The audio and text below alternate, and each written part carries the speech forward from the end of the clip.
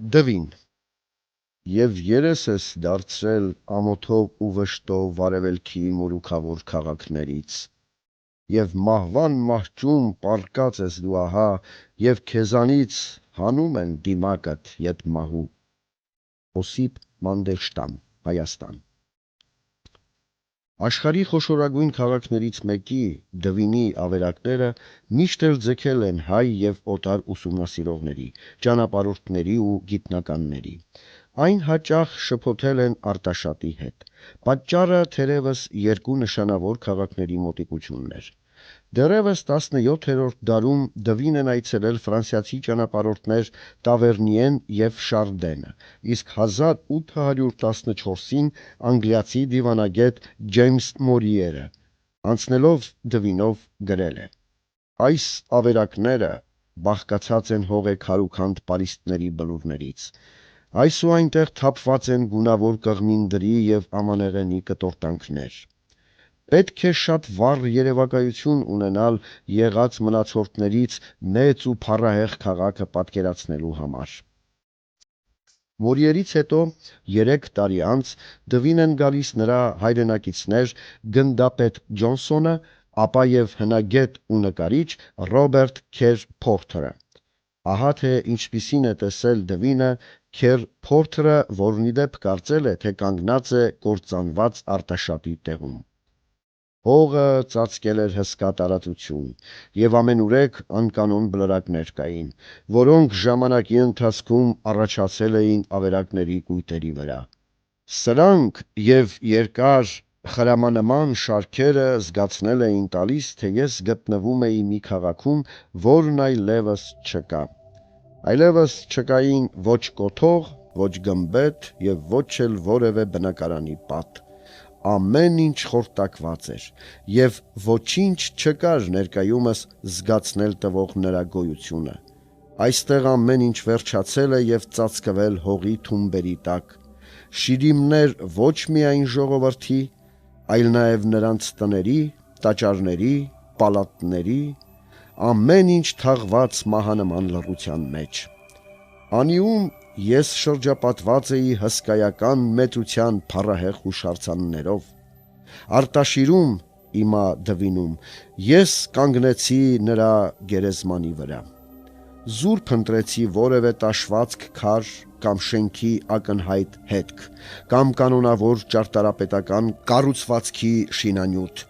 Այս վայրերում կարելի է տեսնել հսկա հարստությամբ մեծ պարիսպների շատ մասեր։ Նրանք շինված են արևով չորացած աղյուսով, որ նույնիսկ այսքան դարերից հետո տակավին երևում է կանոնավոր շարվածքը։ Քաղաքի անունը տարբեր ազգերի մոտ տարբեր է հնչել։ Հայ պատմիչները հիշում են Դուին, Դվին ձևով, արաբները Դաբիլ, Ադաբին, հույները Դուվի և այլն։ Երբեմն Դվին կոչել են միայն Բերդն ու Բլուրը, այնուհետև ողջ քաղաքը, երբեմն էլ Արարատյան դաշտի մի մասը և Արաքս գետը կոչվել են Դվնադաշտ և Դվնագետ։ Դվինի մասին հիշատակություն ունեն ոչ միայն հայ պատմիչները, այլև հույն արաբ, հռոմեացի, վրացի ու ասորի բազմաթիվ մատենագիրներ։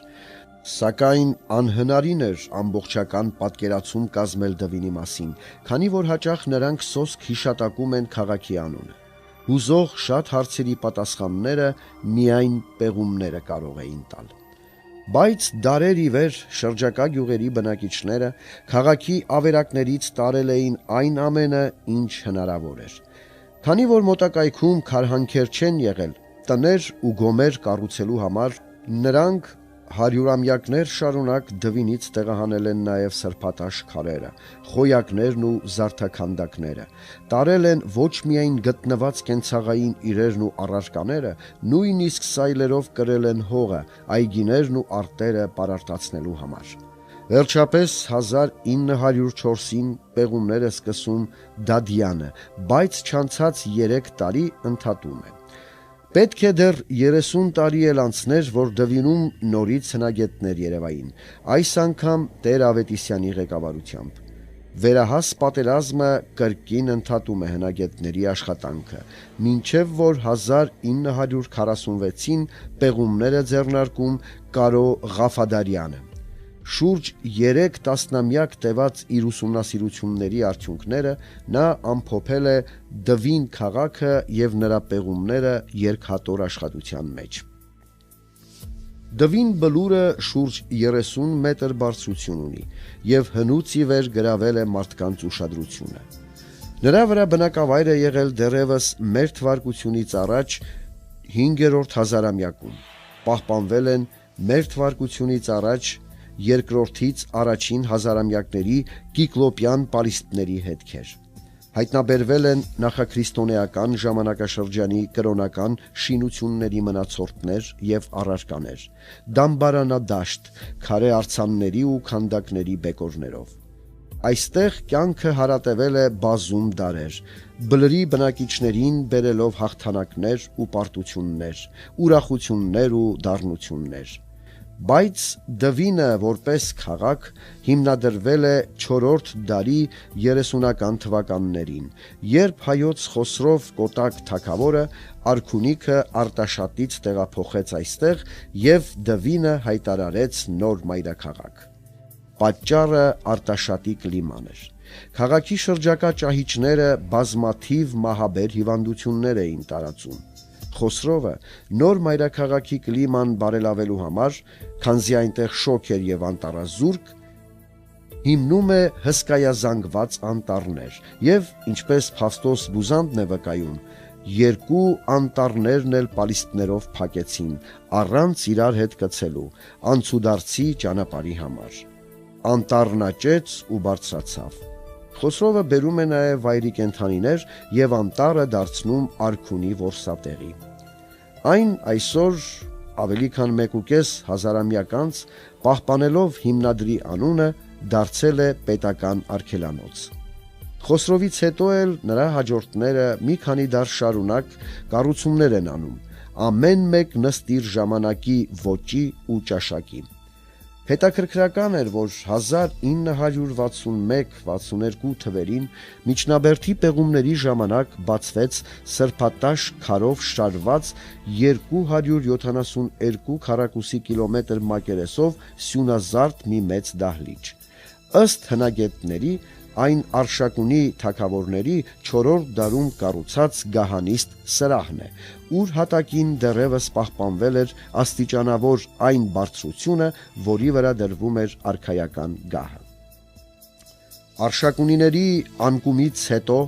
Դվինը մարսպանական Հայաստանի կենտրոնն էր։ Երբ Գյուտ կաթողիկոսը կաթողիկոսարանը Վաղարշապատից տեղափոխեց Դվին, այն դարձավ Հայաստանի ոչ միայն քաղաքական ու տնտեսական, այլև հոգևոր մշակութային կենտրոնը։ Պահպանվել են կաթողիկոսարանի դահլիճի, դիվանատան, ճեմարանի, գանձատան, մատենադարանի հետքերը։ Քաղաքի ճարտարապետական զարդը հեթանոսական տաճարի տեղում կառուցված կաթողիկե եկեղեցին էր։ Պեղումների ընթացքում նրա մոտ բացվեց ամբողջությամբ մոխրով լցված 3,2 մետր խորության մի հոր։ Այն ապացուցում էր, որ այստեղ հեթանոսական կրակարան է եղել։ Մոխրի մեջ գտնվեց մարդու այրված ծնոտ։ Հայտնի է, որ հայերը սովորություն չեն ունեցել մարդկային զոհաբերություններ անել, բայց Թովմա Արծրունին պատմում է մի դեպքի մասին, որն ամենայն հավանականությամբ կապ ունի գտածոյի հետ։ Ըստ նրա, Պարսից Պերոզ արքան Հայաստան է ուղարկում մոգպետ Վնդոյին, որը ավերում է եկեղեցիները, խոշտանգում քահանաներին ու հասարակ ժողովրդին, հափշտակում նրանց ունեցվածքը, ապա եւ Մեհյանի վերածում Դվինի կաթողիկե եկեղեցին։ Այս մասին լուր ստանալով Վարդան Մամիկոնյանը 450 թվին 1200 զինվորով հարձակվում է Շավասպ Արծրունու վրա եւ գոչելով առյուծի պես արագությամբ ամբողջ ուժով միասայր սրով երկատեց նրան։ Իսկ Վնդոյին այրում է նրա իսկ հիմնած կրակարանի վրա։ Ըստ երևույթին մոխրահորից գտնված ծնոտն այս վատահամբավ Վնդոյինն է։ Այնուհետև Դվինում քրիստոնեություն վերահաստատելով հայոց նախարարները իրենց համար կառուցեցին արքայական պալատներ ու երևելի դաստակերտներ, իսկ քաղաքը պատեցին որմնապարիսպներով։ Հետագայում քաղաքը քանիցս ավերվեց ու վերակառուցվեց, բայց առաջին ամենամեծ ավերածությունը կատարեցին արաբները, երբ 640 թվականին արշավեցին Հայաստան։ Գրավելով ու ավերելով երկրի հարավային գավառները, նրանք շարժվեցին դեպի Դվին։ 7-րդ դարի ականատես պատմիչ Սեբեոսը այդ մասին գրում է. Իրենց գալու 5-րդ օրը նրանք հարձակվեցին քաղաքի վրա։ Նրանց հաջողվեց վերցնել քաղաքը, որովհետև կրակ վառեցին քաղաքի 4 կողմում, ծխով և նետաձգությամբ կարողացան հեռացնել պարիսպների վրայի եղած պահապաններին, աստիճաններ դրեցին, բարձրացան պարիսպը և ներս մտնելով քաղաք, բաց արեցին դարպասները։ Թշնամու զորքերը ներս մտնելով քաղաք, կոտորեցին բնակիչներից շատերին և վերցնելով մեծ քանակությամբ ավար և կողոպուտ, դուրս եկան ու հավաքվեցին նախկին ճամբարում։ Իրենց հետ նրանք գերի տարան 35,000 հոգի։ 2 տարի անց արաբները կրկին հարձակվում են հայոց աշխարհի վրա։ Թեոդորոս Ռշտունին զորք հավաքելով ցանկանում է հայկական Տավրոսի կենտրոնական մասում Ձորակիրճում փակել թշնամու ճանապարհը։ Սակայն, ինչպես 8-րդ դարի պատմիչ Ղևոնդն է գրում, նա չկարողացավ ճիշտ ժամանակին հասնել, որովհետև թշնամին քամու արագությամբ թևավոր օձի նման սլացավ իր ետևում թողնելով հայոց զորքը։ Իսմայելացիները, իմա արաբները, շարժվեցին դեպի Դվին մայրաքաղաքը։ Քաղաքը նրանք դատարկ գտան կռվողներից, որովհետև կռվող մարդիկ գնացել էին Թեոդորոս իշխանի հետ, մնացել էին միայն կռվի անընդունակ կանայք, երեխաները և հասարակ ժողովուրդը, որոնք կռվող մարդիկ չէին։ Իսմայելացիները հարձակվեցին քաղաքի վրա, իսկույն գրավեցին ամրոցը, կոտորեցին այնտեղ գտնված տղամարդկանց, իսկ կանանց և երեխաներին թվով 30,000 գերի տարան։ Իսկ ըստ Սամուել անեցու Դվինում սպանվել է 12,000, իսկ գերեվարվել 35,000 մարդ։ 652 թվին հայոց իշխան Թեոդորոս Ռշտունու և ասորիքի կուսակալ Մուավիայի միջև կնքվեց հայ-արաբական պայմանագիր, ըստ որի Հայաստանը համարվում էր խալիֆայությանը հպատակ պետություն։ Բայց 2 տարի անց արաբները կրկին հարձակվեցին Հայաստանի վրա և շրջապատեցին Դվինը։ Ըստ 9-րդ դարի արաբ պատմիչ Բալազուրու, Դվին քաղաքի բնակիչները, ամրանալով բերդում, սկսեցին նրա, իմա արաբների վրա տեղալ նետերի տարափ։ Այդ ժամանակ նա քաղաքի պարիսպներին մոտեցրեց քարանետ մեքենաներ և սկսեց քարեր տեղալ բնակիչների վրա այնքան ժամանակ, մինչև նրանք հաշտություն և ողորմածություն խնդրեցին։ Բայց հայերը չեն հաշտվում արաբական գերիշխանության հետ, և Մովսես կաղանկատվածու վկայությամբ մի քանի տասնամյակ անց 697-698 թվականներին ապստամբված հայերը արաբներին արգելափակում են Դվինում և դրանցից 62,000 կոտորում։ Մինչև 701 թվականը, այսինքն մինչև արաբական խալիֆայության բուն տիրապետությունը, Հայաստանը պահպանում էր որոշ անկախություն։ Արաբական տիրապետության շրջանում Դվինը դարձավ համարյա ամբողջ Անդրկովկասն ընդգրկող Արմինիա վարչական միավորի կենտրոն։ Արմինիան կառավարում էր արաբ ոստիկանը, իսկ Հայաստանը հայոց իշխանը։ Դվինը դարձավ արաբ ոստիկանների նստավայր։ Այնտեղ հատվում էին պղնձե և արծաթյա դրամներ, Դվին և Արմինիա մակագրությամբ։ Արաբական խալիֆայությունը նույնիսկ Հարուն ալ-Ռաշիդ նշանավոր խալիֆի օրոք հանգիստ վիճակում չէր։ Արաբ պատմիչ Յակուբին վկայում է, որ այդ ժամանակ Աղվանքում հանդես եկավ Աբու Մուսլիմ անունով մի ապստամբ, որի դեմ երկար պայքար մղեցին Արմինիայի ոստիկանները։ Նրա հրոսակները 794 թվին հարձակվեցին Դվինի վրա, 4 ամիս պաշարեցին, բայց անհաջողության մատնվելով հեռացան։ 2 տասնամյակ անց Դվինը նոր փորձության ենթարկվեց Ջահ-Հաֆ անունով մի արկածախնդրի կողմից։ Սա ամուսնանալով Մուշեղ Մամիկոնյանի դստեր հետ երազում էր զավթել Մամիկոնյանների տիրույթները, բայց թե Տարոնում եւ թե Արշարունիքում հայոց իշխան Աշոտ Մսակերը ջախջախեց նրան։ Չկարողանալով Հայաստանի որևէ գավառում հաստատվել, Ջահաֆը իր որդու Աբդ ալ-Մալիքի հետ ապստամբելով 813 թվին հարձակվեց Դվինի վրա եւ գրավեց այն։ Դեռևս 8-րդ դարի վերջերից Արմենիայի ոստիկանները հիմնական նստավայր էին դարձրել Պարտավը եւ Դվին էին այցելում դեպքից դեպք։ Անդրկովկասի խոշորագույն քաղաքի գրավումը մարտահրավեր էր խալիֆայությանը, որի քաղաքական դրությունը կայուն չէր եւ իշխանությունը նոր գրաված Մամուն խալիֆան ժամանակավորապես զիջեց ու Աբդ ալ-Մալիքին ոստիկան կարգեց։ Մի քանի ամիս անց Մամունը նոր ոստիկան նշանակեց։ Աբդ ալ-Մալիքը չհնազանդվեց եւ ապստամբելով պաշարեց Պարտավը, բայց պարտվեց եւ հպատակություն հայտնեց։ Սակայն նրա անպատիժ մնալը չհոգացրեց Հայաստանում իշխող դիրք գրավող Բագրատունիներին, քանզի ջահաֆյանները նրանց համար շարունակում էին մնալ վտանգավոր ախոյաններ։ Սպարապետ Շապուհ Բագրատունին, ցանկանալով վերջ տալ ջահաֆյանների անօրինականություններին, հարձակվեց Դվինի վրա։ Աբդ ալ-Մալիքը զորք ուղարկեց նրա դեմ, սակայն Դվինում ապստամբություն ծագեց եւ Վարդան պատմիչի վկայությամբ քաղաքացիները սպանելով նրան բացեցին դարպասները։ Բագրատունիները քաջ գիտակցում էին, որ Հայաստանում գերադաս դիրք գրավելու համար անհրաժեշտ է տիրել երկրի մեծագույն քաղաքին՝ Դվինին։ Այդ հաջողվեց Աշոտ Բագրատունուն, բայց Հայաստանի անկախության վերականգնումից հետո,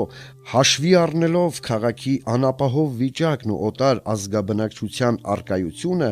նա զգուշացավ այն նորաստեղծ թագավորության մայրաքաղաք հռչակել։ Այն, որ Դվինն իրոք Աշոտ առաջինինն էր եւ նրանից հետո անցավ որդուն Սմբատ Բագրատունուն, հավաստում է Իբն Հաուկալը։ Դվինը պատկանում էր հին ժամանակներում Աշոտի որդի Սմբատին, բոլոր հայերի թագավորին եւ նրա նախնիներին, եւ այդպես էլ այն մնաց նրանց մեծամեծների ձեռքում։ Սմբատ Բագրատունին եւս զգուշանալով Դվինը թագավորանիստ չդարձրեց, այլ երկրի նոր մայրաքաղաք հռչակեց Շիրակավան անառիկ Բերդաքաղաքը։ Իր պատմության ընթացքում Դվինը քանիցս ավերվել է։ Սոսկալի աղետներ էին 854 թվի, 858, 869 թվերի երկրաշարժերը, բայց ամենասարսափելին 893 թվականի երկրաշարժն էր։ Արաբ պատմագիր Իբն ալ-Ասիրը այն այսպես է նկարագրում. Լուսինը խավարեց, եւ Դվինի ու ամբողջ երկրի ժողովուրդը խավարի մեջ մնացին, եւ խավարը մնաց մինչեւ որ երեկոյան սև քամի փչեց եւ տևեց մինչեւ գիշերվա երրորդը։ Իսկ գիշերվա երրորդին երկրաշարժ եղավ եւ քաղաքն ավերվեց։ Նրա տներից միայն 100-ի չափ տուն մնաց։ Սրանից հետո 5 անգամ ցնցվեց։ Ավերակների տակից հանվածների թիվն էր 150,000, բոլորն էլ մեռած։ Թովմար Ծունին նկարագրելով երկրաշարժը այն մեկնաբանում է որպես երկնային պատիժ դվինցիների հղպացած վարք ու բարքի պատճառով։ Դվին քաղաքը մարդաշատ, պատվարված, պարսպավոր պատնեշներով, հղփացած ու հափրացած վաճառականությամբ, տեսակ պղծություններով, այն հիմքից տապալեց, դժողքի պես լայն բացեց իր բերանը, շատերին վիժեցրեց անդունդը, նրանցից ոմանց տներն իսկ գերեզմաններ դարձան իրենց համար, բայց Դվինի քաղաքացիների քարեղեն սրտերի պատճառով չխնայեց նրանց։ Սրբատեղիները, աղոթքի տները նույնպես ներգործվեցին շարժից, ճեղքվեցին, պատերը խարխլվեցին։ Ասվում է, թե շարժից խեղված մարդկանց թիվը ավելի քան 70,000 էր։ այս սարսափելի աղետից հետո դվինցիները ուժ գտան վերակառուցելու իրենց սիրելի քաղաքը, նորից վերականգնելու եկեղեցիներն ու պալատները, վաճառատներն ու արհեստանոցները։ Դվինը եղել է ժամանակի խոշորագույն քաղաքներից մեկը։ Նրա միջնաբերդը օղակված էր հզոր պարիսպներով, որի շուրջը կառուցված էր ստորին բերդը։ Նրանց միջև ընկած տարածքում բնակվում էին բարձր խավի մարդիկ, պաշտոնյաներն ու զինվորականությունը։ Ստորին բերդի կավակերտ պարիսպները ահռելի չափեր են ունեցել՝ 12-ից 15 մետր հաստություն և 15-ից 20 մետր բարձրություն, իսկ պարսպի 4 ծայրերին կային հզոր աշտարակներ։ Յուրաքանչյուր 40 մետրի վրա կառուցված էին հսկա բուրգեր։ Այդպիսի 30-ից ավելի բուրգեր են եղել։ Քաղաքացիները հույսները չեն դրել միայն այս հաստաբեստ պարիսպների վրա։ Այն թշնամուց պաշտպանվել է նաև 5-6 մետր խորության և 30-ից 50 մետր տեղտեղել 65-ից 70 մետր լայնք ունեցող խրամով, որը լցվել է ազատ գետի ջրերով։ Խրամի վրա կային մի քանի կամուրջներ։ Քաղաքը հիմնականում կառուցապատվել է միհարկանի և երկհարկանի տներով։ Նրա բոլոր թաղերը շրջակա լեռներից կավե խողովակներով ջուր է ստացել։ Սա այն ժամանակվա քաղաքների համար մեծ նվաճում էր։ Դվինը իր լավագույն տարիներին ունեցել է 150,000-ից ավելի բնակչություն։ Պեղումները հաստատեցին, որ իր գոյության համարյա ողջ ընթացքում Դվինը եղել է զարգացած արհեստագործության կենտրոն։ Գտնվել են զինագործների արհեստանոցներ, ձուլարան, ուր պատրաստվել են նետասլաքներ ու նիզակների ծայրեր, տեգեր ու դաշույններ, սրեր, նաև կենցաղային իրեր, ուրաքներ, շղթաներ, կացիններ ու մկրատներ։ Զարգացած է եղել նաև պղնձագործությունը։ Այդ են վկայում մեծ ու փոքր կաթսաները, սափորներն ու ձիթաճրագները, զարդանախշ թասերը եւ այլն։ Դվինցի ոսկերիչների ու արծաթագործների բարձր ճաշակի ու վարպետության վկայությունն են հայտնաբերված օձագլուխ ապարանջանները, շղթայաձև մանյակները, մատանիներն ու ականջողերը, արծաթյա գոտիներն ու սափորները։ Իսկ խեցեգործությունն ու բրուտագործությունը այնքան էին զարգացել, որ պատրաստվում էին նույնիսկ 1000 լիտր տարողությամբ կարասներ։ Պեղումներից ի հայտ եկան նաև ոսկրե, հաղճապակյա և ապակյա առարկաներ։ Հաղճապակեգործների ու ապակեգործների արտադրանքը ժամանակին համարվում էր աշխարհում լավագույններից։ Այդ արհեստները, որ դվինցի վարպետները հասցրել էին արվեստի աստիճանի, մեծ վերելք ապրեցին հատկապես 9-ից 13-րդ դարերում։ Գտնվել են ապակյա հազարավոր իրեր, այդ թվում ապակյա զարդեր ու բաժակներ, սրվակներ, թասեր ու գավաթներ, ափսեներ, նաև ալքիմիկոսների փորձանոթներ ու սրվակներ, ընդհուպ լուսամուտի հարթ ապակիներ։ Հնուց ի վեր բարձր զարգացման էին հասել քանդակագործությունն ու քարագործությունը։ Գտնվել են հեթանոսական քարե արձաններ, մարդու գլուխներ սրագագաթ գլխարկով։ Սրանք քրիստոնեության մուտքի ժամանակ ջարդվել էին և թաղվել հողի մեջ։ Դվինցի վարպետները հետագա դարերում ևս շարունակել են իրենց արհեստը, զարդաքանդակել պալատներն ու ապարանքները, եկեղեցիների և բնակելի տների ճակատներն ու շքամուտքերը։ Եթե անցյալի վարպետների ձեռակերտերը հողի մեջ պահպանվել են երկար դարեր, ապա դվինցի աշխարհահռչակ ջուլհակագործների արտադրանքից համարյա ոչինչ չի մնացել։ Ալ-Իստահրին վկայում է, որ այս քաղաքում արտադրվում են բրդյա շորեր և գորգեր, բարձեր, բազմոցներ, ժանյակներ և հայկական արտադրության այլ առարկաներ։ Նրա ժամանակակից մեկ ուրիշ արաբ ճանապարհորդ Իբն Հաուկալը գրում է. իսկ հայկական անվամբ ծանոթ նրանց արտադրանքը, ինչպես հաստ գործվածքեղենը, բազմոցները, գորգերը, վարագույրները, երկար գորգերը, կաշվե հենաբարձերը, բարձերը, ծածկոցները ոչ մի տեսակետից իրենց նմանը չունեն աշխարհի որևէ մասում։ Եվ բնական էր, որ այս պայմաններում խիստ զարգացում ապրեց միջազգային առևտուրը։ Դվինից սկիզբ էին առնում 6 մայրուղիներ, որոնք վաճառականներին տանում էին Կովկաս ու հարավային Ռուսաստան, Փոքր Ասիա ու հարավային Եվրոպա, հյուսիսային Աֆրիկա ու Բյուզանդիա, Միջագետք ու Միջին Ասիա։ Պրոկոպիոս կեսարացու վկայությամբ Դվինը դեռևս 5-ից 6-րդ դարերում միջազգային առևտրի կարևորագույն կենտրոն էր։ Դուվինը շատ բերքատու երկիր է, ունի բարեխառն օդ և լավ ջուր։ Այստեղ դաշտերը հարթ են և հարմար ձիավարության։ Միմյանց շատ մոտիկ գտնվող բազմամարդ գյուղերը բնակված են առևտրականներով, որովհետև Հնդկաստանից, հարևան Վրաստանից ու պարսիկների և նույնիսկ հռոմեացիների հպատակության ներքո գտնվող գրեթե բոլոր տեղերից այդտեղ են բերում ապրանքներ, որոնցով նրանք առևտուր են անում։ Այսպիսի մեծ ծավալի առևտուր ունեցող քաղաքը պետք է որ ունենար իր կենտրոնական վաճառատեղին։ Երկար տարիներ հնագետները փնտրում էին Դվինի շուկայի հետքերը։ Վերջապես նրանց հաջողվեց հողի շերտից ազատել Քարաշեն հսկա շինության մնացորդներ 4 շարք սյուներով և սալահատակ միջանցքներով։ Դա նշանավոր շուկան էր, որ կառուցվել էր 5-ից 6-րդ դարերում մոխրագույն սրբատաշ տուֆ քարով։ Հետագայում շենքը կործանվել է և վերակառուցվել նույն հիմքերի վրա, արդեն թրծած աղյուսով։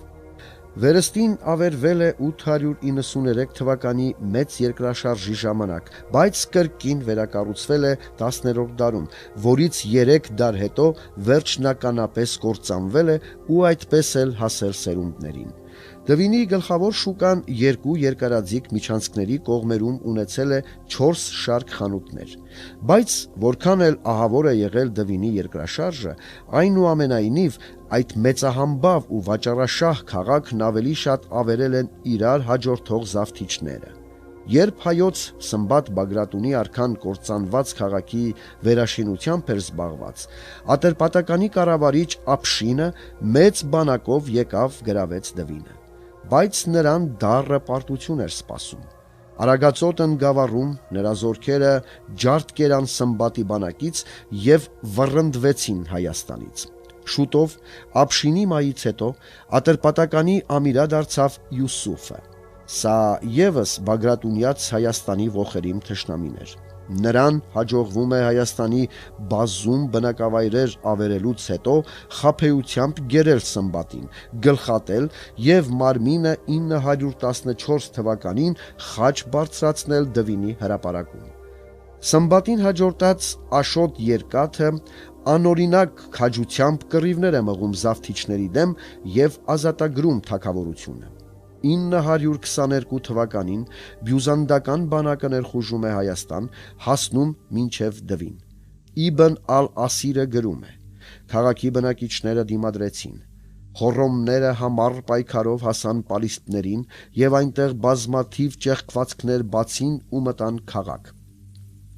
Ժողովուրդը և զորքը սաստիկ պատերազմ տվեցին և հաղթեցին ու հոռոմներին դուրս քշեցին, սպանելով մոտավորապես 10,000 մարդ։ 5 տարի անց հույները վերադարձան և կրկին Դվինի պալիստների տակ պարտություն կրեցին։ Աշոտ Երկաթից հետո գահ բարձրացավ նրա եղբայր Աբաս թագավորը։ Մի 2 տարի անց, մոտավորապես 930-ին, Ատրպատականի կողմից Հայաստանի վրա է հարձակվում 13,000-անոց մի զորաբանակ, գրավում Դվինը և Աբաս Բագրատունուց հարկ պահանջում։ Բագրատունիների և արծրունիների միացյալ ուժերը Խորվիրապի մոտ կոտորում են թշնամու զորաբանակի մեծ մասը՝ 8000 հոգու, և մտնում Դվին, բայց քաղաքը կրկին ընկնում է Ատրպատականի իշխանության տակ։ Իր հետագա շուրջ 20-ամյա պատմության ընթացքում Դվինը քանիցս ձեռքից ձեռք անցավ։ 951 թվականին Ատրպատականի կողմերից եկած քուրդ Մուհամմադ իբն Շադդադը տիրեց Դվինին։ Եթե հավատանք պատմագիր Մունաջիմ Բաշիին, ապա դվինցիները քաղաքը ինքնակամ են հանձնել Մուհամմադին, որպեսզի նա ավազակային հարձակումներից պաշտպանի իրենց անձն ու ունեցվածքը։ Հայոց Աշոտ ողորմած թագավորը իր գահակալության առաջին իսկ տարում փորձեց ազատագրել Դվինը։ 30,000-անոց բանակով պաշարեց քաղաքը, բայց ըստ Բաշիի անզգույշ գտնվեց, եւ երբ նրա զորքը ցրված է ստվերոտ տեղերում, պատսպարվելով սաստիկ շոքից, հանկարծակի նրանց վրա հարձակվեցին Շադդադի ուժերը եւ պարտության մատնեցին։ Իհարկե հաղթանակը հեշտությամբ չտրվեց, եւ այս ճակատամարտից հետո Շադդադի դիրքերը սասանվեցին։ Ատրպատականի Ամիրա Սալար Մարզուբանը չէր կարողանում հաշտվել Դվինի կորստի հետ եւ 954 թվին նա հարձակվեց քաղաքի վրա։ Շադդադի զորքում քրդերը քիչ էին, եւ նա ստիպված քաղաքի պաշտպանությունը հանձնեց հյուսիսային Իրանի բնակիչներից, դելմիկներից կազմված կայազորին, որն էլ բացելով միջնաբերդի դռներից մեկը ներս թողեց հարձակվողներին։ Քաղաքացիների մի մասը եւս միացավ Մարզուբանին, եւ շադադյանների վիճակը օրհասական դարձավ, բայց նրանց հաջողվեց իրենց ընտանիքներն ու հարստությունն առնելով գերեզմանների դռնից փախչել։ Շուրջ 3 տարի հետո Դվինը նվաճում է հարևան Գողթնի ամիրայությունը, բայց նրանից էլ այն 966-ից կրկին անցավ Ատրպատականի Սալարյաններին։ 982 թվին Դվինը խլում է Գողթնի ամիրա Աբու Դուլաֆը։ Շուտով Ատրպատականում իշխանությունը զավթեցին քրդական ծագում ունեցող Ռավադյանները, որոնցից էլ Աբու Լա Հայջա անունով մեկը 987 թվին 100,000-անոց բանակով հարձակվեց Աբու Դուլաֆի վրա, գրավեց նրա տիրույթների մի մասն ու Դվինը, բայց 2 տարի անց Հայջայի մահից հետո Դուլաֆը կրկին ետ նվաճեց այդ հռչակավոր քաղաքը։ Երբ Բագրատունյաց գահին է բազմում Գագիկ առաջինը, թագավորությունը նոր ծաղկում է ապրում։ Նրա իշխանության տարիներին Դվինն իր գավառով միացված էր հայոց թագավորությանը։ Բայց կրկին վերադառնանք Շադադյաններին, քանզի նրանք գործուն դեր են խաղալու ոչ միայն Դվինի, այլև Բագրատունյաց թագավորության կյանքում։ Մուհամմադ Շադադի մահից հետո որոշ ժամանակ արկածախնդիր կյանք վարելով նրա որդիներից Փաթլունը հաստատվեց Գանձակում։ Քանի դեռ ողջ էր հայոց Գագիկ առաջին թագավորը, Շադադյանները զգուշանում էին նրա հետ առճակատումից։ Շուտով Փաթլունին հաջողվեց գրավել նաև Պարտավը, իսկ Փարիսոսի հայկական փոքր թագավորությունը 1003 թվին բաժանվեց նրա եւ Գագիկի միջև։ Գագիկ առաջինի մահից հետո 1020 թվին նրա որդիները Հովանես Սմբատն ու Աշոտը վիճաբանություններից եւ ընդհարումներից հետո իրենց մեջ բաժանեցին առանց այն էլ փոքրացած թագավորությունը։ Ավակ եղբայրը ստացավ Անին ու մի շարք կենտրոնական գավառներ, իսկ Աշոտը Իրանին սահմանակից դրսի աշխարհը եւ այլն։ Հովանես Սմբատի գահ բարձրանալու հենց հաջորդ տարում 1021 թվին Հայաստանի վրա հարձակվեցին Ատրպատականի Ռավադյաններն ու Գանձակի Շադադյանները, որոնց բանակում ծառայում էին դելմիկներ եւ թուրքեր։ Գրավելով Դվինը, նրանք ուղղվեցին երկրի հյուսիսային շրջանները։ Բջնիում հերոսական դիմադրություն կազմակերպեց Վասակ Պահլավունին եւ կասեցրեց նրանց առաջխաղացումը։ Ավարառուները ամբավ հարստություն առած վերադարձան իրենց երկիրը։ Այդ հարվածից դեռ Դվինը ուշքի չէր եկել, երբ քաղաքին տիրեց Փաթլուն Շադադյանի որդին Աբուլ Ասվարը, թե ինչպես այդ նրան հաջողվեց, անհայտ է։ Գուցե ասպատակիչները Հայաստանից հեռանալով քաղաքը հանձնել էին իրենց տոհմակցին։ Այս մասին հայ եւ օտար պատմիչները մանրամասներ չեն հաղորդում։ Մունաջիմ Բաշիի մի անուղակի տեղեկության հիման վրա կարելի է ենթադրել, որ այդ տեղի է ունեցել 1022 թվականին, իսկ ըստ Մատթեոս Ուրհայեցու Ասվարը Դվինի ամիրա էր դարձել ավելի վաղ, քանզի երբ Հովանես Սմբատը թագավոր հռչակվեց, ապա նրա եղբոր Աշոտի կողմնակիցներից Ապիրատ իշխանը, վախենալով թագավորի վրեժխնդրությունից, իր 12,000-անոց այրուձիով ապաստանեց Դվինում։ Աբուլը Ասվարի մոտ, բայց վերջինս բարեկամական զրույցի է հրավիրում եւ ծածուկ սպանում այս քաջ, հզոր եւ բովանդակ Հայաստանում հռչակված մարդուն։ Աշոտն ու Հովանես Սմբատը գրեթե միաժամանակ վախճանվեցին եւ 1042 թվին հայոց թագավոր հռչակվեց Աշոտի որդին, 18-ամյա Գագիկ II-ը։ Բյուզանդացիները մի քանի անգամ մեծաքանակ զորքով փորձեցին գրավել անին եւ վերջ տալ հայոց անկախ թագավորությանը։ Չկարողանալով հայերին հաղթել, նրանք հրահրեցին Դվինի Ամիրա Աբուլը Ասվարին, որ ասպատակի Գագիկ թագավորի տիրույթները, խոստանալով նրան թողնել Բագրատունյաց թագավորության բոլոր այն շրջաններն ու բերդերը, որոնց զենքի ուժով կտիրի Ասվարը։ Դվինի Ամիրան չհապաղեց օգտվել առիթից։ 1045 թվին Բագրատունյաց թագավորությունն ընկավ։ Անին գրավելով բյուզանդացիները սահմանակից դարձան Դվինի Ամիրայությանը։ Ցանկանալով ընդարձակել իրենց նվաճումները, ըստ Մատթեոս Ուրհայեցու, բյուզանդացիները 1045, 46 եւ 47 թվականներին 3 արշավանք կազմակերպեցին Դվինի վրա, բայց Աբուլը Ասվարը, բացելով ոռոգման ջրանցքները, ողողեց Դվինի պարիսպների շուրջը տարածված խաղողի այգիները եւ հարձակվողները, ցեխի մեջ խրվելով ու պարիսպներից եւ թաքստոցներից արձակվող նետերի տարափիտ ակնկնելով պարտվեցին։ Հետաքրքրական է, որ այս դեպքերը նկարագրելիս 11-րդ դարի բյուզանդական պատմագիրներ Հովանես Սկիլիցեսը եւ Գեորգի Կեդրենոսը ոչ թե անին, այլ Դվինն են անվանում համայն ազգի մայրաքաղաք։ 1049-ին Աբուլը Ասվարը, ըստ երևույթին, ավելի ապահով տեղ փնտրելով եւ խուսափելով բյուզանդացիների իրար հաջորդող արշավանքներից, Դվինից տեղափոխվեց Գանձակ, բայց նրա հեռանալուց հետո էլ քաղաքը մնաց Շադադյան ընտանիքի ձեռքում։ Սելջուկյան արշավանքների շրջանում Սելջուկ Տուղրիլ Բեկին 1054 թվին հաջողվեց հպատակեցնել Դվինը։ Աբուլը Ասվարը հնազանդություն հայտնելով գործուն մասնակցություն ունեցավ Ալպ Արսլանի 1064 թվի Անիի դեմ կատարած ավերիչ արշավանքներին։ Սակայն այդ համագործակցությունը ժամանակավոր էր։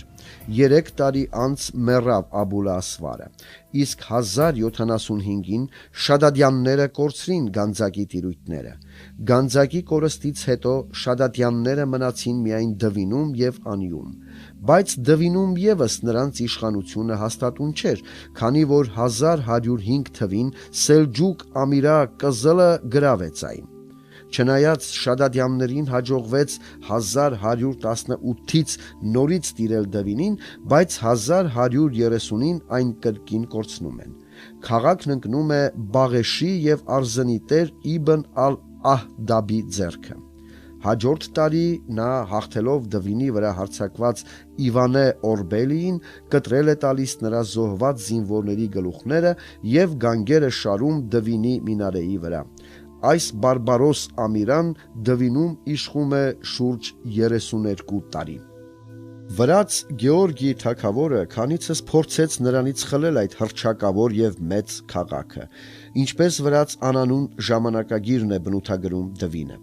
1162 թվին օգոստոսին նրան հաջողվեց մտնել Դվին եւ վրեժխնդիր լինել։ Դեպքերի ժամանակակից արաբ պատմիչ Ալ-Ֆարիկին հայտնում է, որ Գեորգիի զորքերը քանդեցին այն աշտարակը, որ սարքել էր Կուրտի Իբն ալ-Ահդաբը վրացիների գանգերից։ Նրանք կործանեցին մզկիթներն ու տների մի մասը եւ վերադարձան Տփխիս։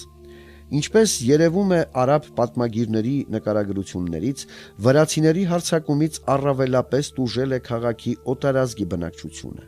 Նույն թվականի վերջերին ատրպատականի Ամիրա Ելքտուզը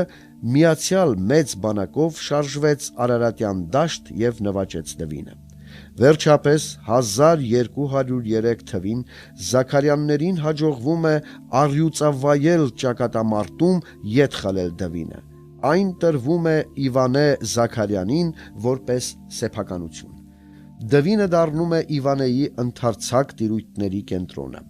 Այս շրջանում քաղաքը կրկին բարգավաճում է։ Նրա պարիսպները ձգվում էին մի քանի կիլոմետր դեպի հարավ եւ հարավ-արևմուտք, կային պարսպապատ առանցին թաղամասեր։ Բայց կարճատև խաղաղությանը հաջորդեց նոր ամպրոպ։ 1225 թվին մոնղոլներից հալածված Խորեզմի շահ Ալա ադ-Դին Մուհամմադի որդին Ջալալ ադ-Դինը, նպատակ ունենալով վերականգնել Խորեզմի երբեմնի հզորությունը, ասպատակում է Իրան եւ Անդրկովկաս։ Նրա 60 հազարանոց բանակը խուժում է Արարատյան դաշտավայրը եւ գրավում Դվինը, ավերում ու շարժվում դեպի Կոտայք։ Գառնի ամրոցի մոտ Իվանե Աթաբեկի գլխավորած հայ-վրացական միացյալ ուժերը մեծ կորուստներ տալով պարտվում են։ Այս հաղթանակից հետո արյուն ռուշտ հրոսակները Դվինում կայազոր թողնելով ասպատակում են Հայաստանն ու Վրաստանը։ Նրանց գազանությունների մասին Ստեփանոս Օրբելյանը պատմում է. Խորեզցիները մեր երկիրը անտերուն չգտնելով անխնա կոտորեցին եւ հրդեհեցին քաղաքների, գյուղերի ու վանքերի բոլոր շինություններն ու տները, նաեւ այրեցին մեր ամբողջ վաստակը եւ կտրատեցին այգիներն ու ծառերը, որի պատճառով սաստիկ սով տիրեց ամենուրեք։ 1227 թվի մարտին Իվանե Աթաբեկի զորավարներից Պրոշ իշխանը մտնում է Դվին, կոտորում այնտեղ եղած խորեզմյան կայազորն ու հեռանում։ 1236-ին Դվինն ընկավ թաթար մոնղոլների ձեռքը, ավերվեց ու կողոպտվեց, բայց իր գոյությունը պահպանեց ևս մեկ դար։ Դվինը վերջին անգամ հիշատակվում է 14-րդ դարի վրացական մի ժամանակագրության մեջ, թուրքերի կողմից ավերված այլ քաղաքների շարքում։ Այնուհետև մեծահռչակ քաղաքի տեղում նրա ավերակների վրա հիմնվում են մի քանի գյուղեր, որոնք գոյատևում են մինչև այսօր։ Դվինի հողածածկ ավերակները փռված են ներկայիս Արտաշատի շրջանի Վերին Դվին, Ներքին Դվին, Հողաբերդ, Հնաբերդ, Վերին Արտաշատ, Նորաշեն, Բզովան, Այգեստան գյուղերի տարածքներում, հասնելով մինչև Կանաչուտ եւ Այգեզարդ։ Ձայնագրող օպերատոր Վահան Նահապետյան, կարդաց Սամվել Ղազարյանը։